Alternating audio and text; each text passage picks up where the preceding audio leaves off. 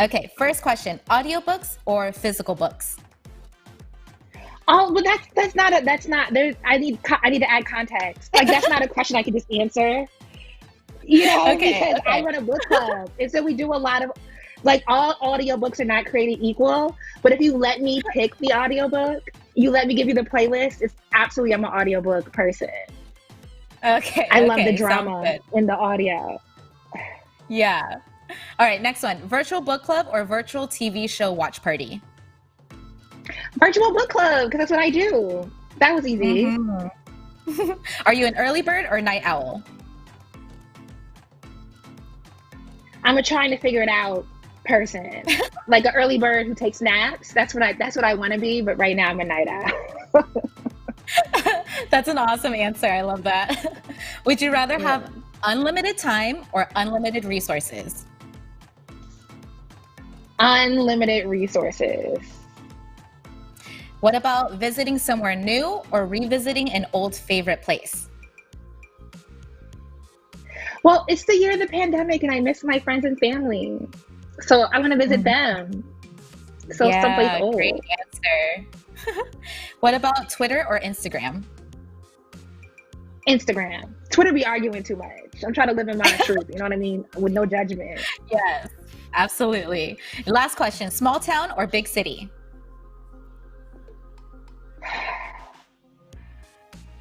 We asking that with our current administration, small town or big city, it's kind of hard because, Mhm. You're right. the You're right. suburbs. Well, thank you so much for playing GPS with us. We will get back to you, Thank but you for right having now I'm me. going to move on over. Yes, thanks for being here. We're so excited that you made it. So I am going to head over to Victoria and let's get to know her a little bit more. Hey, Victoria.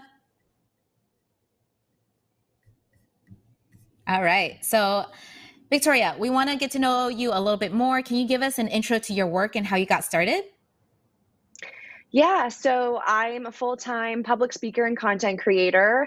I never expected to be someone who advocated for mental health and body image issues. Coming out of high school, I was super insecure and self-conscious, but once I started playing volleyball at the college level, I experienced a lot of stress, a lot of pressure, and a lot of mental health issues. And so as a Yeah. result, I really wanted to raise awareness for that. And it led me to delivering a TED Talk, which then led to a variety of other really cool opportunities and experiences, which I've been so grateful for.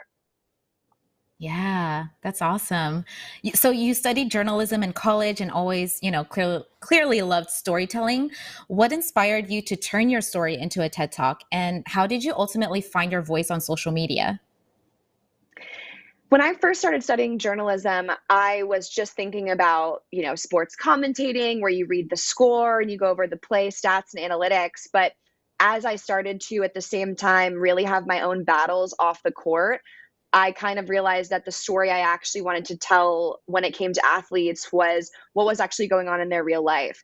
And Mm, at the time, I just felt confident enough to share the really dark things I'd been through. And so it just felt natural to put my story out there. And I think the real drive to do it was just for purely letting other athletes know they're not alone in whatever it is they might be going through.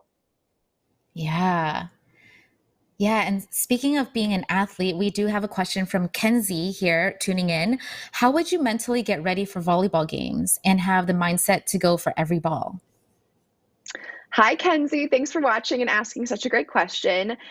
When I would mentally prepare for volleyball games, I was very intuitive about the process. So if I walked into the gym, I would notice, okay, am I anxious? Am I wired? Am I really energetic? And I need to calm myself down. In that case, I would maybe listen to calming music, do some meditation, or maybe I walked into the gym and I felt tired and I needed to get my energy up, in which I would use pump up music and really talk, dance, and connect with my teammates. So it shifted depending on my mood that game.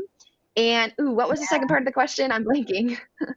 Yeah, how did you get ready and have that mindset to go for every ball in the game?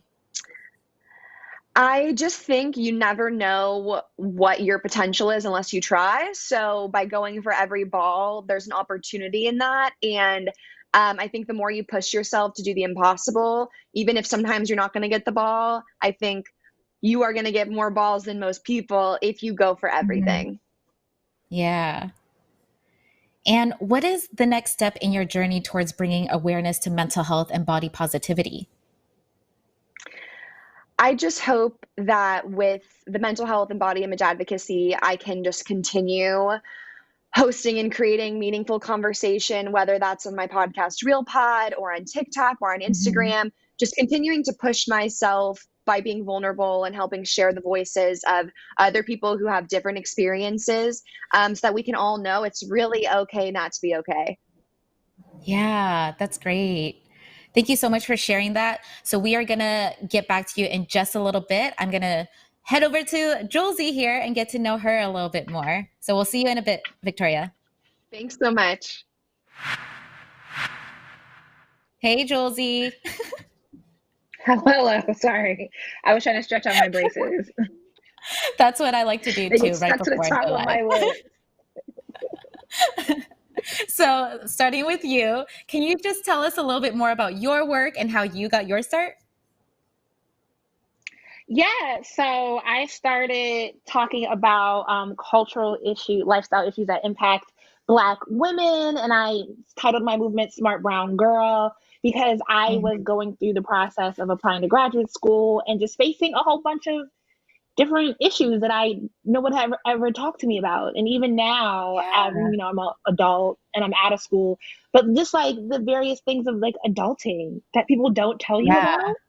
And that we don't have, like, when you said unlimited time or unlimited resources, I'm just thinking of how many resources my community does not have access to. Mm. And the different things that I've been trying to get access to as I grow my business, as I do work for myself as an entrepreneur, as I try to do community work, and how difficult it is. And so having those conversations and letting my audience know that they're not alone and that, here's how you Yeah. can find a way and get access and the equity that you deserve in life. Yeah. Right. And so the space you've carved out over all of your social media platforms, it's incredible. You talk about pop culture, Thank you talk you. about mental health and some like really complex social and political issues, all through the lens of being a woman of color. It's been like carving out such an expansive space for Black women. What has it been like carving that space out for Black women? And what kinds of barriers have you come up against like as you're building your brand? Uh, you know, I definitely enjoy the work I do, but I have to remind myself that I enjoy the work I do. Like I have to remind myself that I am proud of the person I am and the legacy that I've developed, because it can be hard, because I think we think of, oh, you're a Black woman who talks about like cultural topics. And so you probably have like people that are trolling you. And we talk about people, we're usually thinking of people of different races, right? But I think Mhm. the hardest criticism is getting criticism or negativity from people that look like you, and thinking Yeah. that because they share an identity with you that they're just going to be your fan. And that can be the hardest. Like I can weather the trolls that are like using curse words and saying the N-word and stuff, because that's like, okay, that's separate from me. But when it's somebody who looks like me that is being negative towards me, that's been the thing that I've really had to work through, and just understand that like you can't really set your sense of value in yourself based on who likes you or who doesn't. You know what I mean? That can't be how you center yourself. I have to center myself around just being content with the work I do and knowing that I have put integrity to it, and not be worried that I need to have like this vast amount of people that love it. Yeah, incredible. So we do have a question from the audience here. Um, how do you try to effectively navigate spaces where radical ideas may not be accepted, like the workplace, certain communities online, academia at PWI? I think somebody DM'd me that question and I forgot to get back to them. So they slid up in here and they got it in. Um, I'm sorry. I'm trying to move and apply to grad school again right now. But I think you also just have to be, for me, this is a difficult question for me to answer concisely, because like I work for myself. And so I have a lot more privileges in deciding when and where I share my opinion. I'm not working a 9 to 5. I think sometimes people ask this question from the frame of they're in difficult situations and they would like to address the people that are harming them or making their life more difficult, and they want to like explain politically and give them, provide knowledge and information, but they don't know how to do it because they feel like their opinion might be seen as radical, that their belief systems might be seen as radical, and they're concerned about how the people will be received. But I think you just have to consider, is this a space you want to continue in where you're not being seen? Like, is there value to get out of putting your head down and eating your food? Or is there a way in which maybe you don't have to hit a person upside the head with your beliefs, but you can ease into it? You can ask open-ended questions.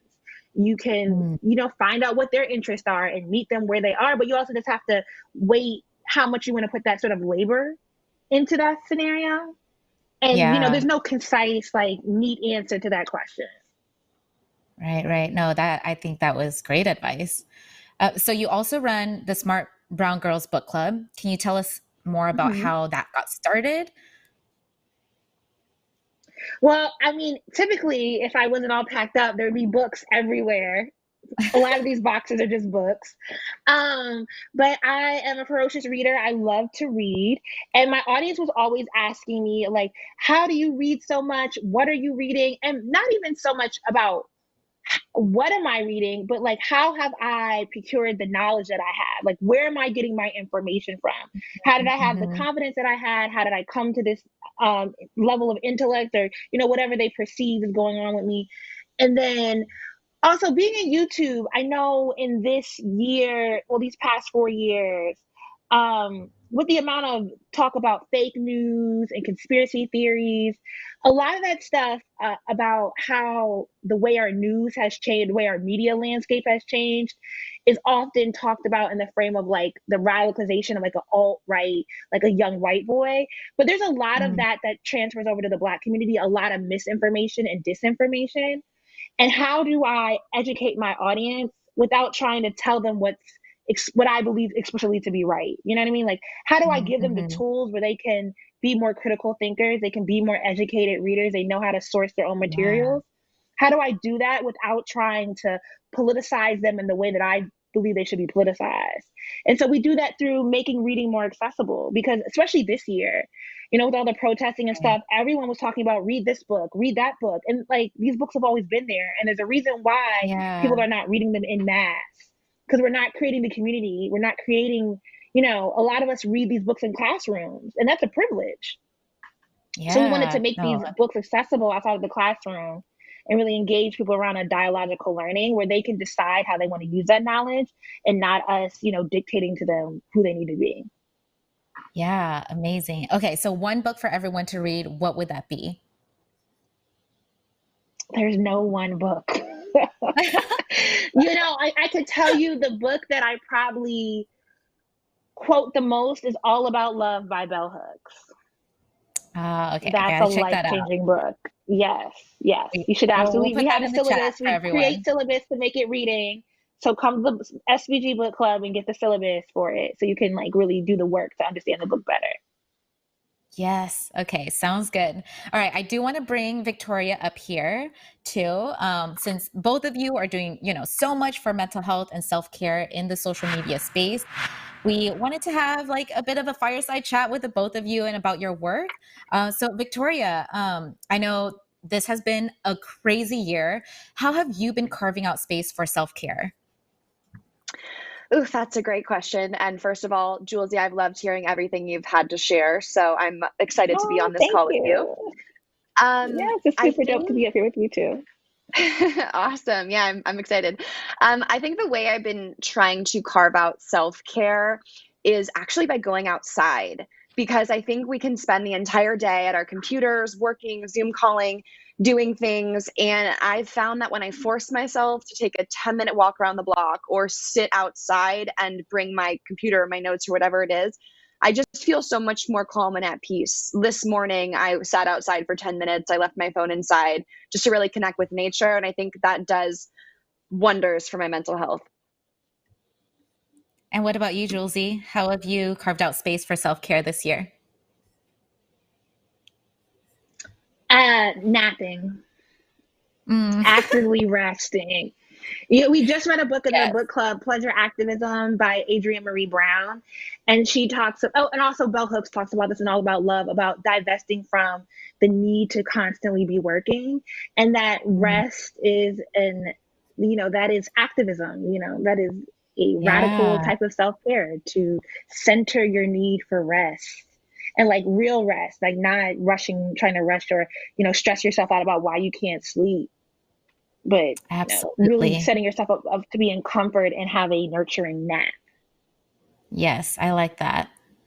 Now, what specific needs do you feel student athletes and Black women like have in the mental health space right now? And how can we as allies and supporters help them meet those needs? Victoria, we can start with you. Well, I think currently in collegiate sports, the invisible injuries are overlooked, and you find athletic trainers and coaches focus more on, are you swollen? Do you have a cut? Is there a broken ankle? Like, Mhm. what can we see on you that needs help? And then when an athlete is depressed or anxious or suicidal or has trauma, they just say, tough it out or stop being soft, like, Mm, get out there and figure it yeah, out. So I think just to really value the mental injuries as much as the physical ones is really important. And I think what needs to happen with that is also the proper resources available to people who are struggling. If you do break your ankle, they help you that day. But if you go in for a counseling mhm, appointment because you're depressed, they might say, well, come back in 3 weeks. And that's really hard for yeah, people. And I know Julesy will have a lot to talk about as well, just with, there not being enough adequate resources. yeah, yeah. Yeah. What about you, Josie? I think, we talk a lot in the space that I live in about going to therapy. We don't talk a lot about how therapy can be really inaccessible, especially if you have a multi hyphenate identity.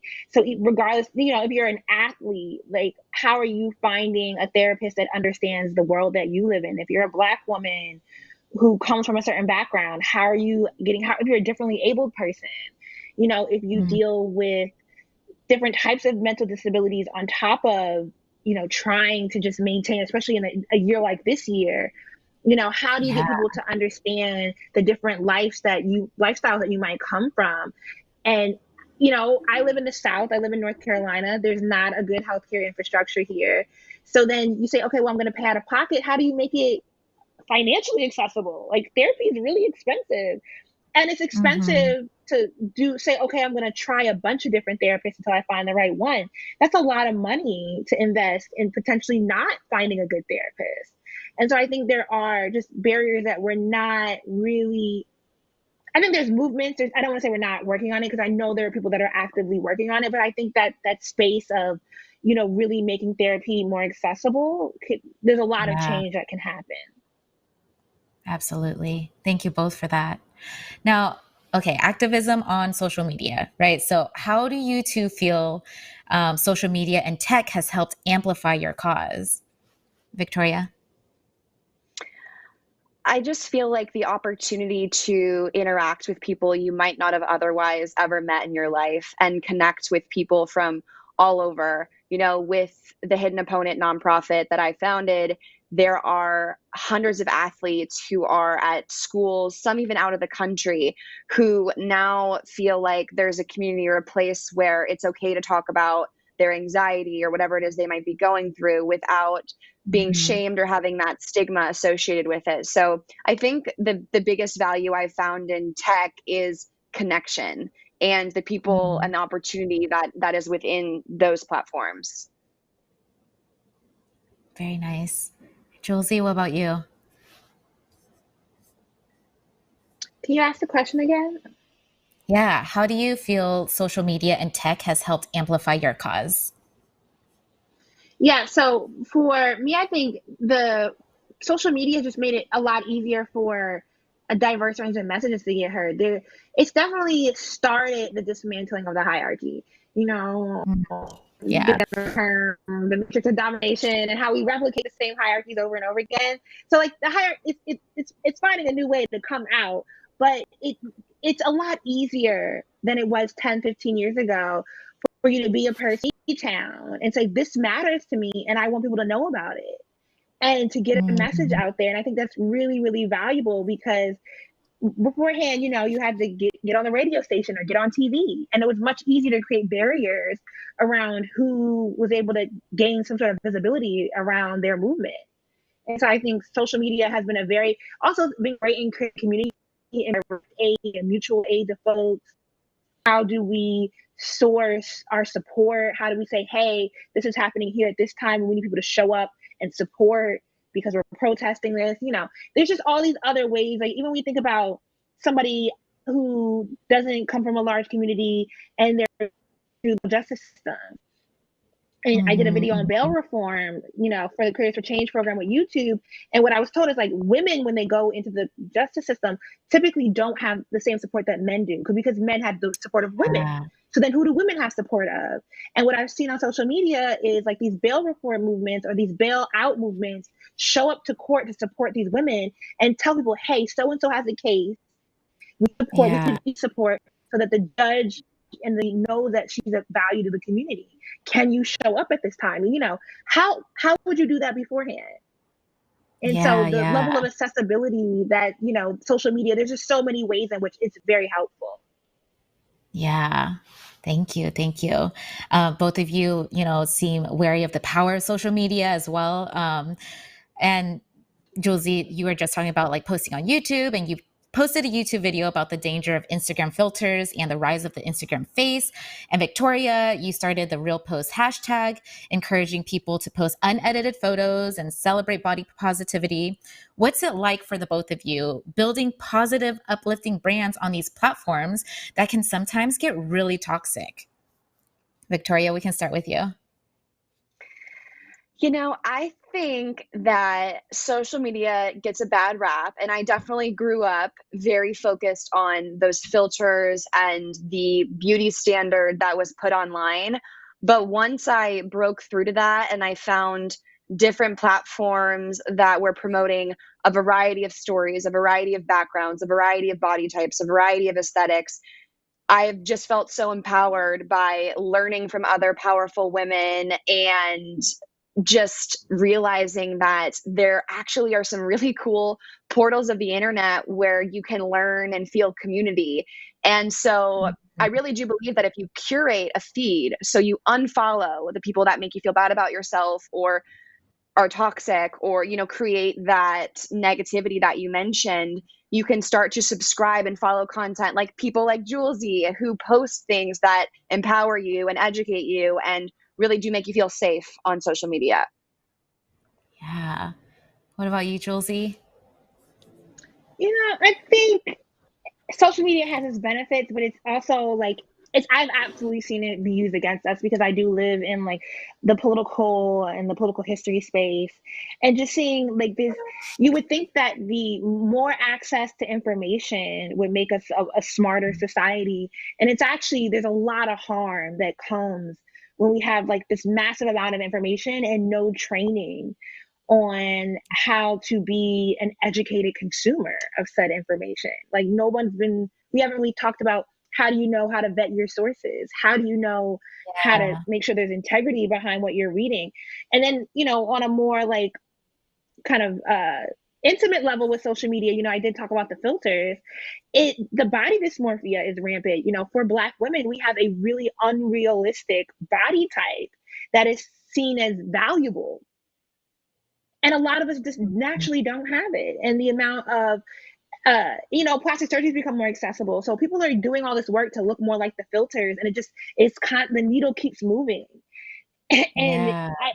I'm concerned about the kids who are constantly being seen with filters on their face. Like their parents are putting the filters on them. So what are they being informed of how they should see themselves and how they should value themselves? What is that sort of messaging telling them? So I do think that is something that we have to address. Is the way that Instagram and the accessibility of these filters makes us all desire a very, what I would say binary facial type. Mm.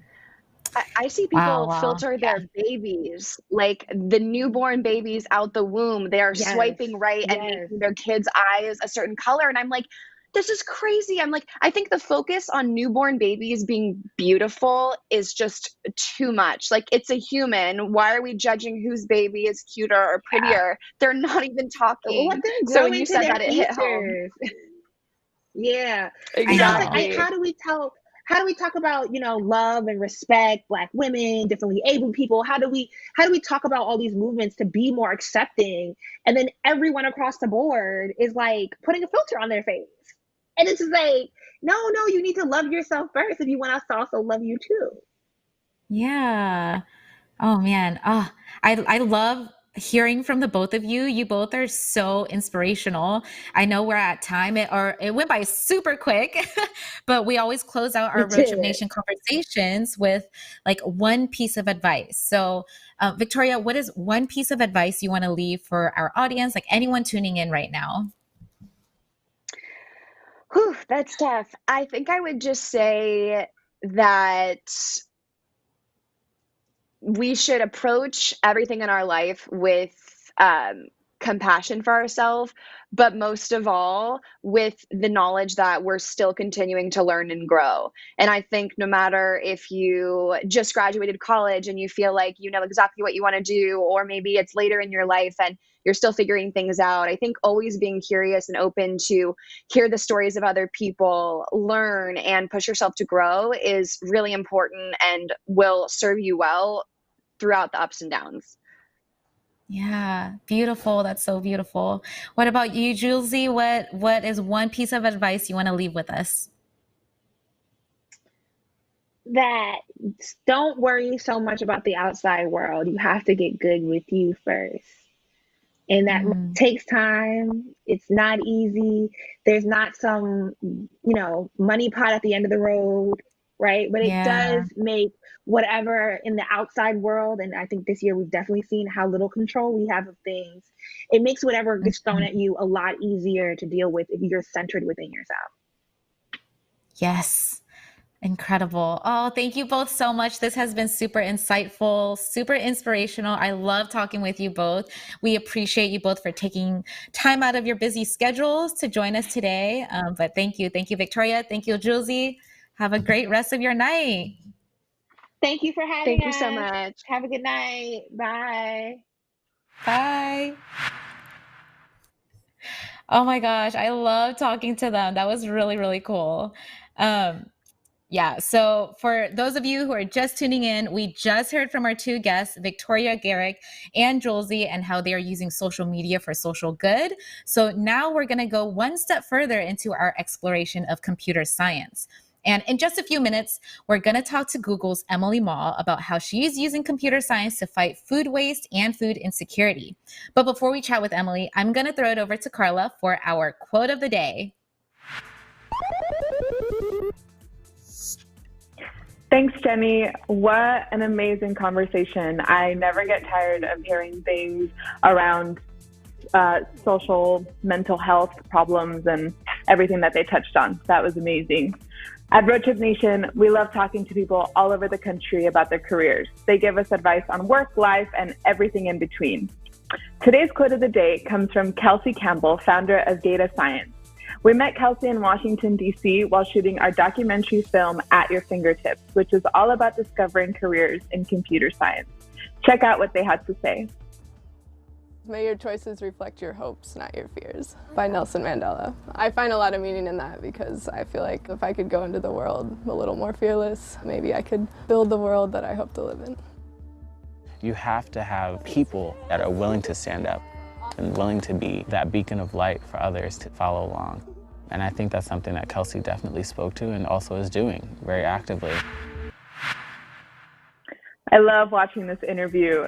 Doing good for the world starts with being good to yourself. And Kelsey is a great example of claiming their truth and taking on a mission that helps a larger community because of it. All right, Jenny, back to you to introduce our next guest. Thanks so much, Carla. I'm really excited to talk to this next guest. She is the lead for Project Delta, one of Google's Moonshot Factory missions to create a smarter food system, reducing food insecurity and food waste. We also recently spoke to her for our documentary film about computer science, At Your Fingertips, and we're so glad that she's back with us today. It's Emily Ma. Hey, Emily. Hi. Thanks for having me How back. are you doing? Yes, thank you so much for being back.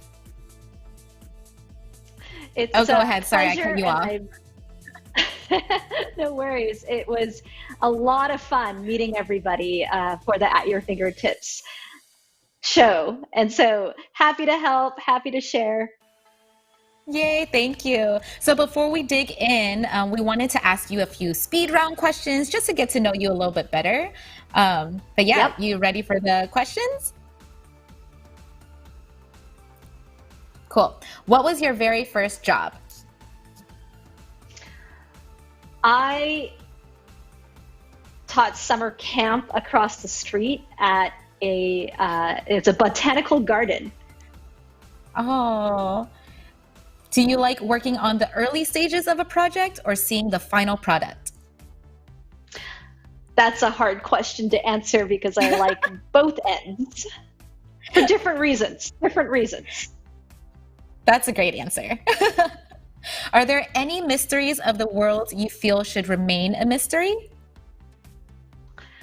Love should continue to remain a mystery. I hope nobody turns love into an equation. I agree. What is the big takeaway you hope students walk out of your classes with?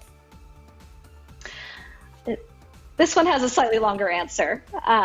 So there is no problem that we face as humans that can be solved purely with a technical solution. So if I could go back and tell myself something 20 years ago, it would be take classes in business, in culture, in psychology, and history, because solving some of the hardest problems in the world requires both technical skills and non-technical skills to come together to solve for. So be curious, study topics that you're uncomfortable with, and you'll be better for it. Oh, that's beautiful. I love that. Which project that you've worked on has been the most memorable to you?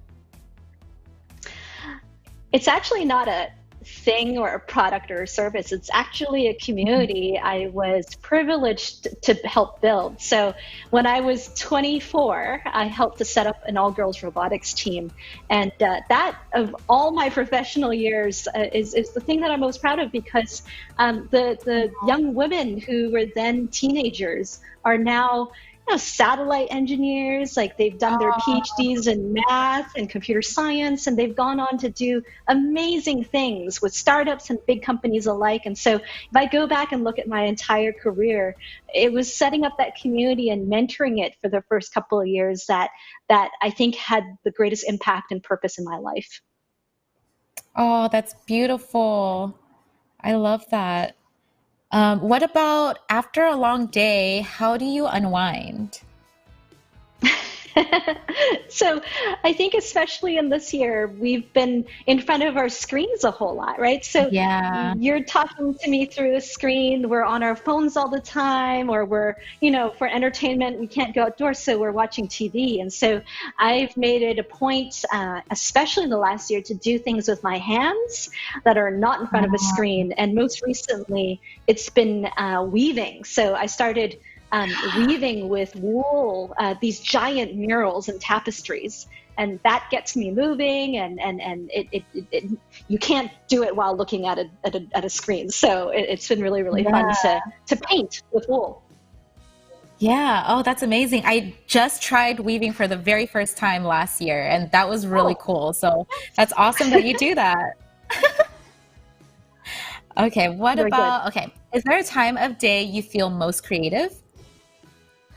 Oh gosh, I have started to wake up really, really early, and it's during the first, I would say, before everybody else gets to work, probably before 9 a.m., where the sun is shining through the window, and it feels like a fresh day, and probably because I just had my cup of coffee, that really is a special time. And I spend a lot of time, again, not necessarily in front of my computer, but like literally with a pen and a piece of blank paper to draw things out. Oh, beautiful. Okay, we've got only two more. What do you think the world needs more of? This is a good one. Right now, the world really needs more empathy. And I know we practice it, we learn it, we've done a lot of empathy as designers. All of us have the ability to empathize. That said, when it comes to solving really hard problems, when it comes to building moonshots, it starts with giving everybody a seat at the table, because especially with something like the food system, everybody has a role, whether you're a big company or a small company, whether you're a student or a CEO. It requires us to actually be willing to sit together first and empathize with each other and understand each other's challenges, each other's hopes, and then have a collective vision. So especially today, I know that competition is really important in our economies, but I also believe that empathy and collaboration is actually the key to solving climate issues, social impact issues, and more. Great answer. That's a perfect answer.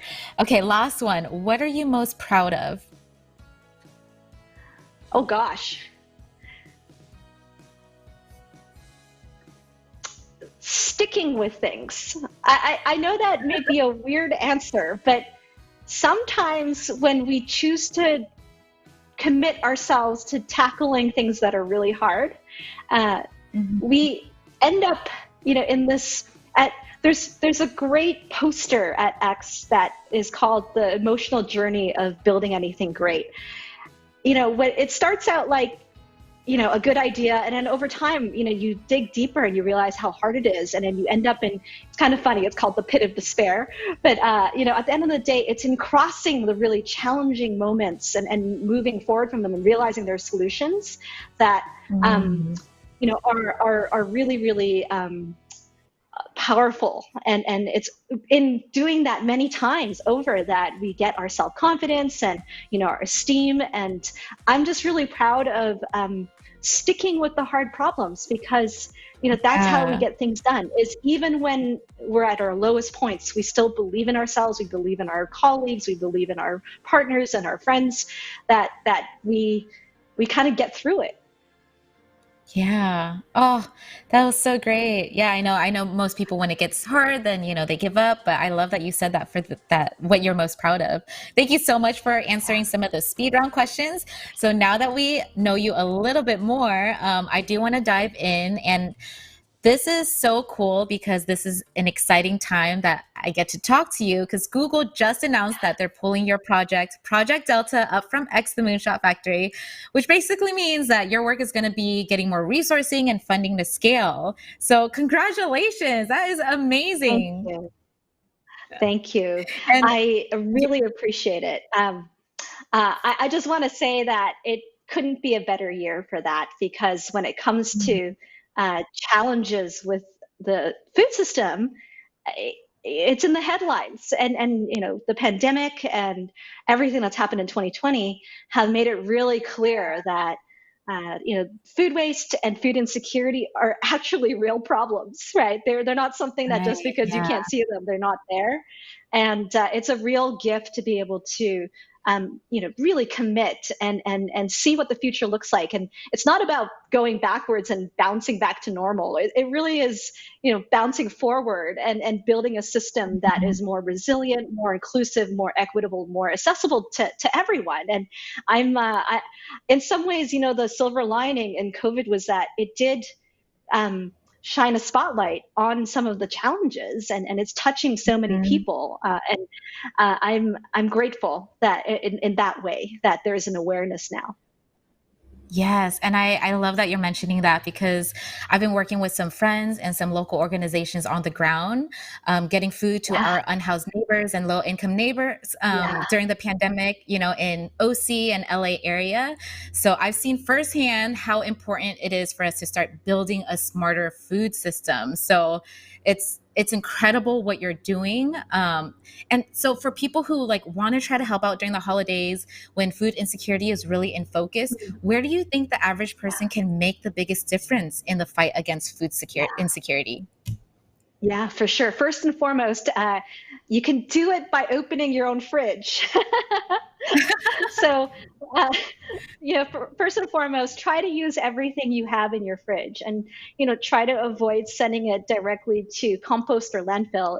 I think it starts with ourselves. Most change starts with just our own awareness of our own behaviors. And so, I've learned over the years, I wasn't all that good at this until I met some really incredible experts in this space, and friends and writers, and who taught me how to make use of everything that comes through my kitchen. So Yeah, can I use my, onion skins, or, kale stems, or whatever other sort of things that I would normally throw in the compost bin really well, quickly. I could make broth and other things with them before I throw them out. So starting with yourself, knowing that Christmas is around the corner and we always cook a little bit too much. Think about how you can be creative. It could be really fun to make more use of the food that you have in your own kitchen. And then at a sort of broader level, with respect to our communities, volunteer at your local food bank. I know that it's not necessarily the most comfortable thing to do right now because of the pandemic, but if you can and you can do it safely, they really, really need our help right now. They really need extra hands. And if yeah, not, if you can make a small donation to your food bank, that will go a long, long way to helping them yeah. ensure that our neighbors are fed. So those three things, again, start with yourself, right? Check what's going in your own fridge. And when you go to the grocery store, really think about buying only what you need. And then secondly, participate in your community.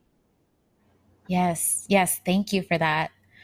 And okay, so your new title is Head of Food for Good, which I really love. Can you tell us about Project Delta and just give us a little bit of background on your work? Yeah, absolutely. I was incredibly inspired by what our chefs at Google and Alphabet already do in our own cafes. So when I was early on in this journey, I actually would wake up super early at like 5 or 4 a.m. and then go work in the kitchen for a couple of hours before the day would start. So they would always give me the really boring jobs that everyone could do, like peeling carrots for like 2 hours, or like chopping potatoes for 2 hours.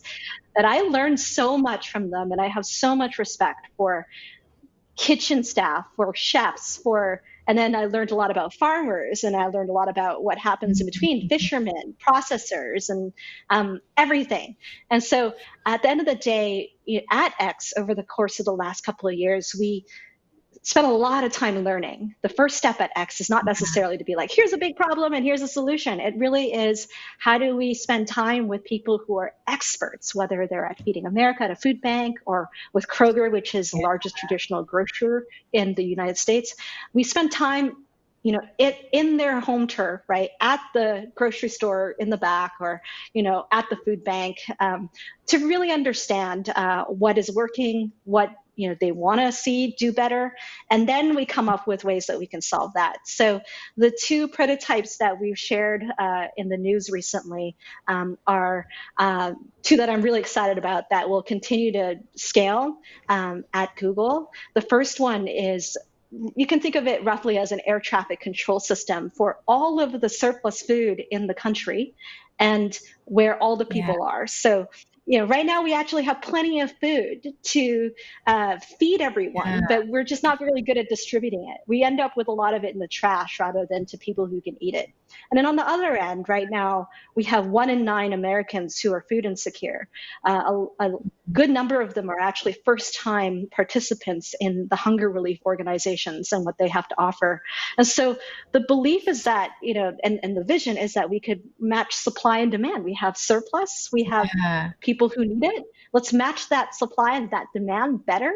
And so that we're literally tackling two big problems at the same time in the most efficient way possible. So that is the first part. And I was very much inspired by our research and time in the field in Arizona. And an individual whose name is Dana, who inspired us by how he was manually moving food around the country based on his intuition. And then the second prototype that we've spent a lot of time designing and building and refining with AI and computer science is actually being able to automatically identify what is going into our compost bins and our trash cans. And so that is a really fun computer science problem because we can use computer vision, we can use algorithms, and it's one thing if I gave you a carrot and I put it in front of you and we train on figuring out what that carrot is. It's another thing when it's like carrot shavings and it's mixed up with a bunch of beans and it's mixed up with maybe a half burger bun or something like that. That's much harder of a computer science problem, and that's the sort of computer science problem that we at X really love to work on. So that is only within Alphabet's cafes right now, or Google's cafes right now, and we're looking to pick up that work again when we can be back at work. Right now, we're all work from home, so we've not been able to go and sort of refine those systems and do more with them. But I'm really excited when June comes around, we'll be back in the office again. Yeah. I know a lot of people are in the same boat as me, and may have trouble like wrapping my head around like the software engineering, right, to tackle food insecurity problems. Can you explain to us a little bit more about how that technology works, like the prototypes that you have? Yeah, so this is the air traffic control. We kind of lovingly call it air traffic control, or DanaBot. Dana is the gentleman that I spoke about earlier. So Dana, let me talk about how Dana decides where a truckload of tomatoes might go, and then how basically our algorithms are trying to figure out how Dana does what he does intuitively and make it something that everyone else who's like Dana around the country do the same thing. So it's a number of different variables that we look at, from what is the food, how much longer is it going to be edible and fresh. So tomatoes, after a while they do go bad, right? So we can't transport something across the country if by the time we got it across the country it's going to be bad. We also consider things like, on the other end, if the receiving food bank or pantry doesn't have space, like let's not send tomatoes there. Or for example, they just received a lot of tomatoes, why would we send them another 30,000 pounds of tomatoes? There's another 12, 15 more variables like that we account for in every time we make a recommendation, and we crunch all those numbers. It literally is a billion different combinations given the truckloads that we're seeing come in and the different potential places it can go that we're running to mimic what Dana is able to do in his head. That's so cool. I'm like just wondering how your brain works right now, and that must be so crazy. So we talked a little bit about like breaking down barriers on social media earlier, and you work for a huge tech company. People tend to have a lot of opinions about the tech world. What kind of biases or barriers have you faced, and how do you get through those? Mm-hmm. So I am female. I am in the minority on the engineering side, for sure.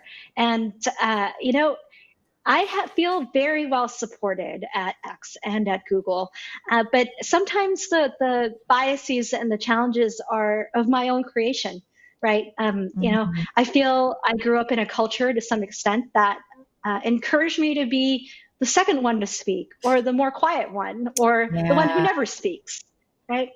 And so I had to overcome my own barriers and realize that I had a voice and my perspective matters, and that it's okay for me to be the first person to speak.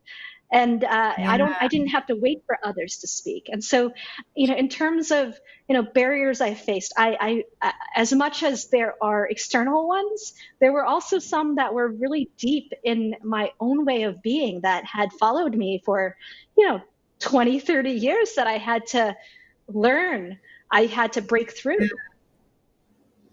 I resonate with that so much. And I've seen your interview so many times and I listened to it on Road Trip Nation's podcast recently, but I just resonate with you so much with like growing up and being just the support role and, not feeling comfortable being a leader. So I really love that you touched on that and you're able to get past that and do the amazing things that you've done.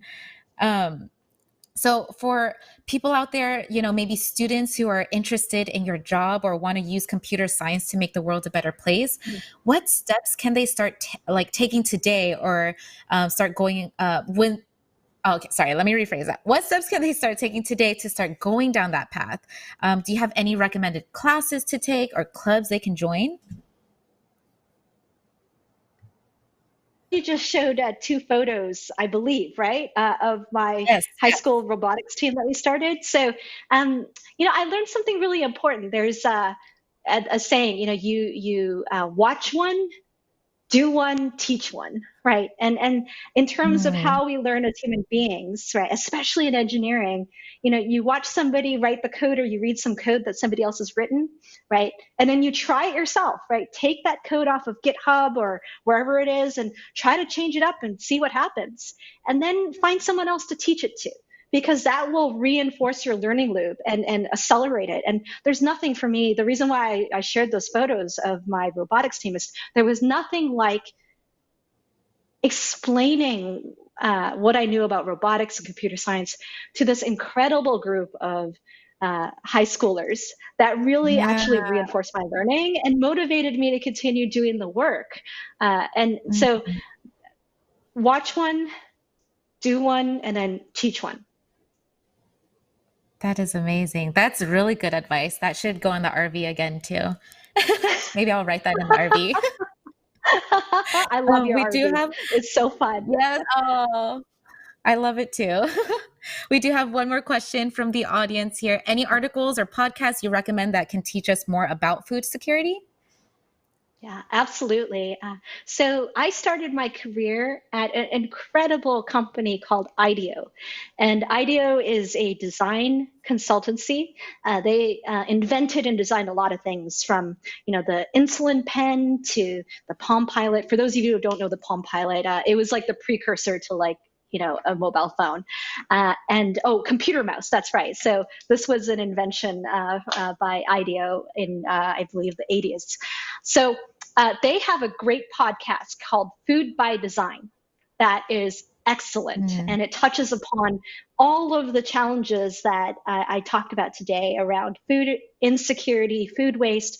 And ultimately, their take is that our food system is by design doing what we wanted it to do, but it's time for us to think about how we might want to redesign it in a new way. So huge kudos to them. They're an amazing company, and the podcast, really, really great podcast to listen to. Awesome. We will drop that in the chat. And, since you already had this conversation with us, we love to close out our conversations with one piece of advice. So what is one last piece of advice or some last words that you'd like to leave with us? Wow. Can I share a prop? Yes, Can absolutely. I share something? Okay. All right. Give me 1 second. All right. So, I'll be brief. All right. So this is a board, right? That it's how like karate folks, like black belts, can like break a board. Yeah. Right. Okay, I never thought I would ever be able to break a board like this. I think that'd be a little bit crazy, right? And it's really, and sometimes the barriers are in ourselves. So the trick is, instead of trying to hit up to the board, you got to hit to behind it. And that is actually a advice for life, right? You have to see and remind yourself that you're going to make it to the other side rather than just getting to it. And you'll break through every time. It took us maybe an hour to warm up, and then 12 of my friends and I all broke this board on our first try. And it's an inch thick. It's a little scary. That just gave me chills. And now I'm going to go home and practice breaking boards. Oh, thank you for that visual.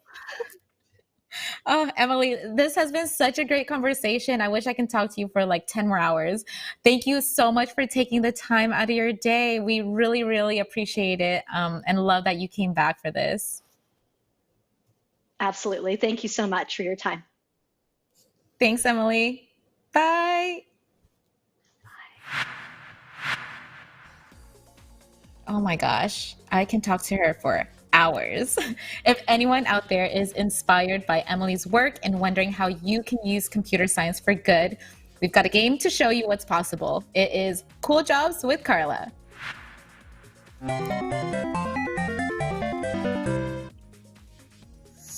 Wow, what a conversation.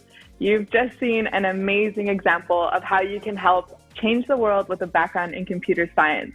Emily, Victoria, and Julesy all touched on acquiring knowledge, sharing the knowledge, and repeating that cycle.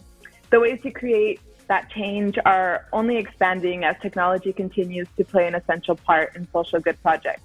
Jenny, I'm actually going to need your help to explore some of those paths. Let's play the first round. Here we go.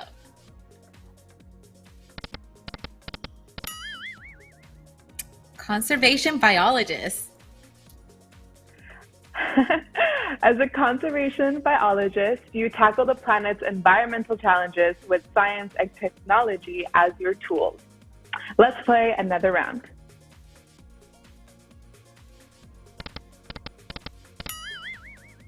Navigation analyst.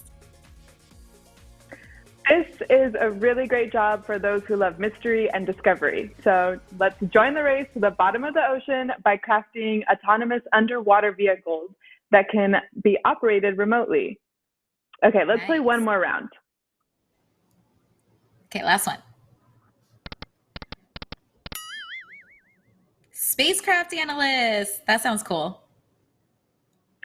Yeah, you can shoot for the moon with this one.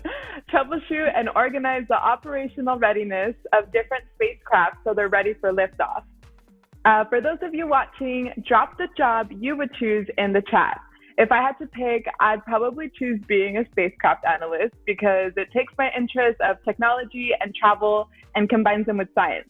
I mean, imagine just being in a simulation for hours every day, solving problems to prepare for missions into space. Sign me up.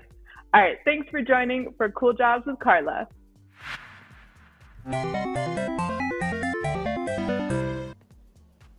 Thank you all so much for joining today for Roadtrip Nation's Cross Section, where your interests and computer science intersect. If you had fun, or if you want to learn more about where computer science can take you, make sure to subscribe to our channel and check out the rest of our cross section events. I'm Jenny from Roadtrip Nation, and I'll see you next time.